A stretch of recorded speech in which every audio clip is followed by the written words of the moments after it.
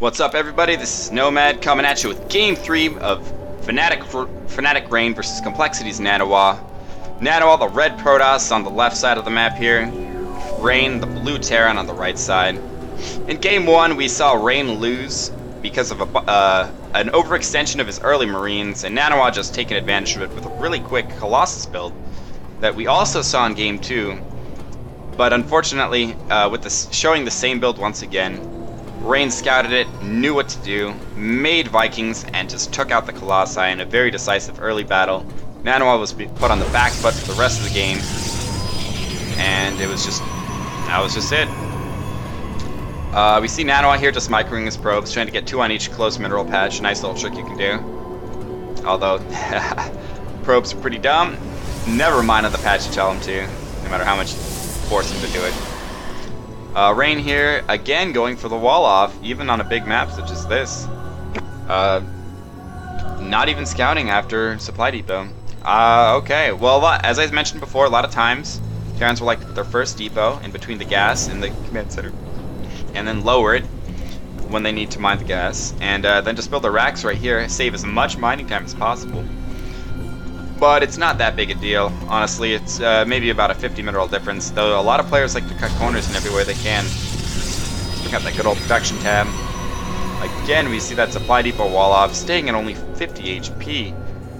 Every single game now, the Supply Depot almost gets killed, but at the last second, Rain always pulls this SUV off to go and repair it. I like that a lot, actually. I think I might try to do this when I play Terran in some of my matches.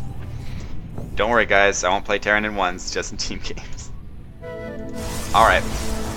Looking back at Nanawa's base, just going for a very standard build. Just gonna skip the first Zealot as usual. Not worried about that early pressure. Not worried about any sort of proxy marauder shenanigans. It's such a large map, and not knowing what location the other player is going to spawn in makes proxies much more difficult. So skipping that first Zealot is usually really okay. Get up your second gas a lot faster. Get that second pylon a lot earlier. And just sort of power your economy up a lot early. Probably going to chrono boost out his first Stalker and Warp Gate Research when he gets the chance. Let's see what he decides to chrono boost. Yep, chronos up the Stalker. Doesn't even care about Warp Gate. Wants to get this SCV out of his base as fast as he can. Doesn't want to show the Terran is tech. And here we see Rain doing the same build, again building the command center on the low ground. Very bold from Fnatic Rain. No gas still, going for a gasless 1 racks expand. Placing his Marines in the chokes, that way no probe can get in and scout it. Both players looking like they're going to go for the same build as they... Oh, we see a really fast Twilight Council from Nanawa. Now this is either going to be for a DT expand, or maybe even a 1 base DT all in, or sometimes even a Blink Stalker all in with 3 gates. Let's watch and see what he does. Stalker down here, stopping any scouting from the Terran. Nanawa trying to get vision of the Zelnaga Watchtower. I like this. And a bunker going down from Rain. Now, 2 more gateways. Probably gonna be... Ooh, this is... We saw Liquid Tyler do this build against... I don't actually remember who it was against, but it was on this map, and it was Blink Stalkers, and it was actually a pretty good build. Unfortunately, though... Oh, yes, it is going to be the Blink Rush. Now, we'll have to see how good Nanawa's micro is, because if there's a bunch of bunkers right here, he does not have that observer to get that high ground vision that he wants. What he can do, and what I've seen some players do, is they'll send 1 Stalker in, blink it past the range of this bunker, so like blink from here down to like right here, and just walk up the ramp, get vision for other Stalkers to blink up, and then just completely surpass the static defense of the Terran player. Still no... Oh, just now getting Marauders.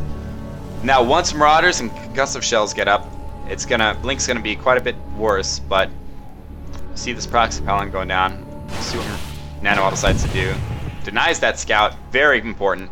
If this is scouted, Terran would definitely just drop a bunker probably right here along the edge, and maybe another is natural, and he would be 100% safe. Stalkers versus Marauders is just not a fight you want to do, but with Blink he can circumvent a lot of the defenses that Terran has. Look, even getting the pylon here to warp onto the high ground. And let's see how Nanawa reacts. Rain, seeing these so many stalkers so early, dropping out a ton of bunkers. Can Nanawa pick them off? One goes down, canceled. Putting the Marauders in the bunkers, I definitely like this decision. He needs to be able to outrange these stalkers. With Marines in them, you can sort of pick it up and walk away. But with Marauders... Oh, whoa, what is he doing? Oh, he's just going to walk around the back. Is this bunker going to finish in time? No, the bunker looks like it's going to go down. Cancel the last second. Try to pick up the Marauder. Not going to be able to, though. Just going to poke the command center. Definitely needs to get lifted back into the main. Is enough damage going to be dealt to it? No, it looks like it's not. These bunkers here covering it as escapes back to the high ground.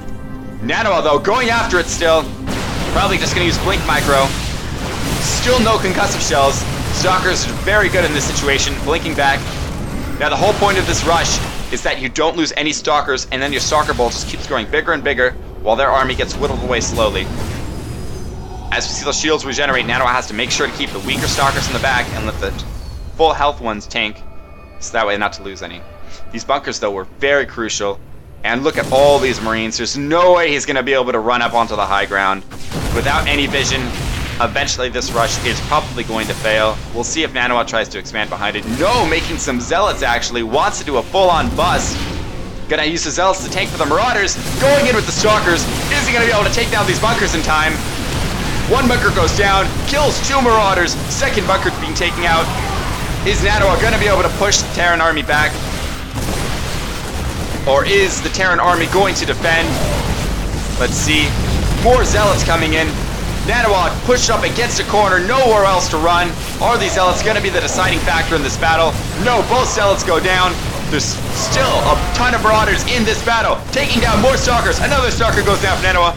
Oh my god, all those Stalkers are massively injured. Gonna lose this pylon. He still has another one down here, but there just is nothing left to blink.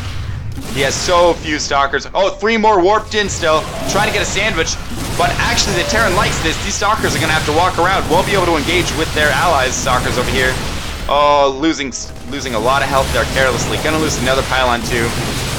Nano, though, doing his best job he can, trying to micro on True Friends. That's a Warcraft 3 plural for you.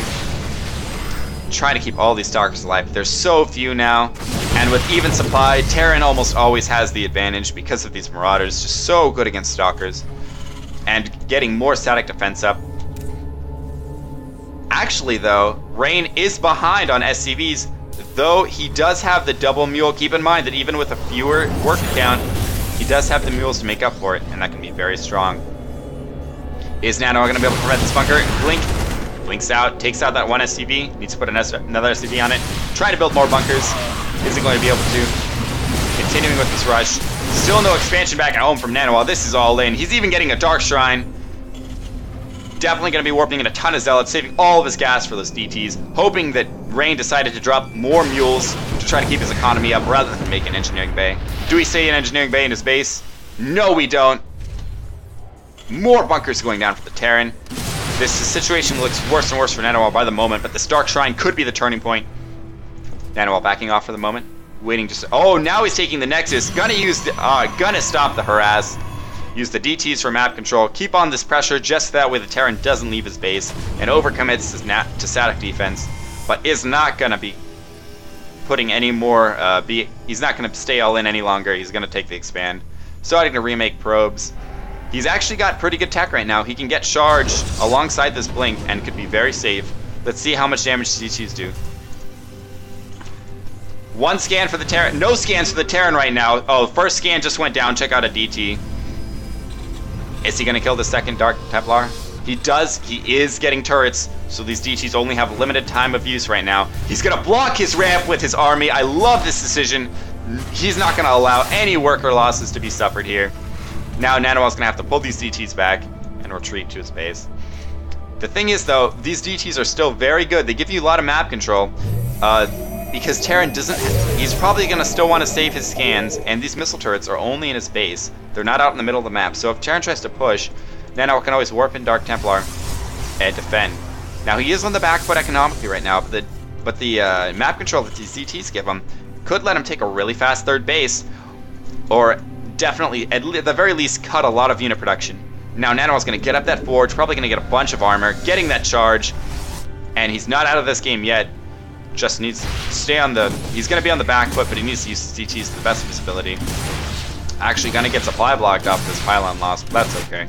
Let's make 2 more back at home. Getting up that one of those gases is natural. Just powering as many probes as he can. He's going to, yep, armor first. Probably going to rush to +2 armor with charge.